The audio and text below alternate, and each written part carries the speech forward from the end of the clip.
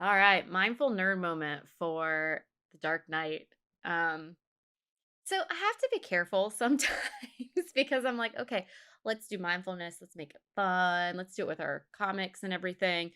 Um, but I don't think it's the best policy to like have you be the Joker, you No, know? it definitely isn't. And I always have fun with these things because I always think like, okay, what's Amelia gonna bring to the table this time? What does she have up her sleeve? And I always see if I can guess it.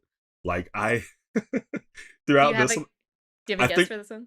I think the one that I thought about was mindfully going through a deck of cards until you find the jokers. Because throughout the movie he always Ooh. has the joker cards. Yeah, yeah. And I'm like, oh, that means he had to buy an entire deck of cards and toss like and toss all of them except for like two cards. It's like, That's yes, this is what I'm here for. that's a good idea. I did not think of that one. Um, yeah, I love that you try and guess though, because here's the thing is that if you're guessing at what it might be, you're thinking about what could be done mindfully, which is awesome. Yeah, So yeah, I was like, okay, we can't have you mindfully be the Joker because I don't think that's healthy for anybody. yeah. Um, so what I thought about was that iconic scene that I actually brought up when we were talking about it, where the Joker is he's tied up and he's hanging upside down. Hmm. And I was thinking about how many times that Batman ties people up and has them like hanging upside down. Yeah. And so what I thought we could do is essentially do a okay, Batman has you hanging upside down, tied up, waiting for the police to pick you up. Ah, that is a time. Well, yeah. I mean, that is when you think, like, man, where did it all go wrong? At It's like this moment, I knew I screwed up. Maybe that was pick a very different city. terrifying. I've solved your mindfulness. Pick a different city. So that is a great point. Mindful Sometimes Google Maps.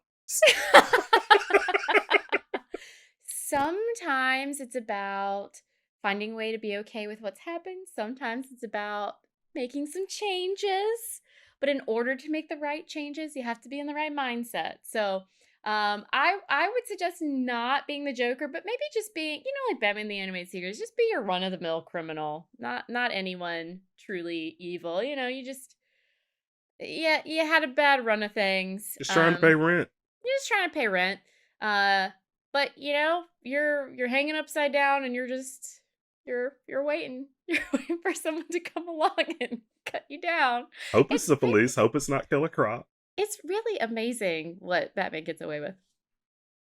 Okay, so let's do this. Sit straight but comfortably. Close your eyes if you're okay with that. If not, you can just make sure you're not focusing on anything in particular in the room. And at first, just notice your breath. Notice what it's like to breathe in and out. Just using this as a focal point to help you to transition into the mindful nerd moment. And I want you to imagine yourself on a dark Gotham night. Things are feeling a little funny because you're hanging upside down. Batman's gone. You're waiting for the police. You don't know how long it's gonna be. And you know, there's not really much you can do right now but wait. So we might as well just try and take in the present moment and not get too stuck in our heads. So, you might have thoughts like we were talking about before, maybe I've gone down a wrong path here. You might notice yourself starting to panic a bit, feeling the blood rush to your head, could feel a little queasy, and you say, "Oh, uh, I don't know how long I'm gonna be hanging here. I need to tone this down a bit." And so you say, "Okay, let me take in a deep breath." You take in that fresh air. You notice the slow sway, maybe a slight breeze. You notice how it whips through your hair. You might hear the slight sound of the rope as it shifts bit by bit. And yeah, not everything you feel necessarily feels great, but as best you can, you try not to label things as good or bad, and you just notice that it is. Okay, I might feel a little panic. Okay, I have the feeling of panic, and you let that float on by. And then you notice how your hair might flow a little bit as you shift back and forth just slightly with the breeze. You notice I am having the thought of, oh no, I don't want to go to jail. And then you let that thought float on by with the breeze. You might notice the sounds of traffic of Gotham as it moves along in the night. You might notice feeling a little dizzy or lightheaded. And you say, okay, I am feeling a little dizzy, a little lightheaded. What else do I also feel?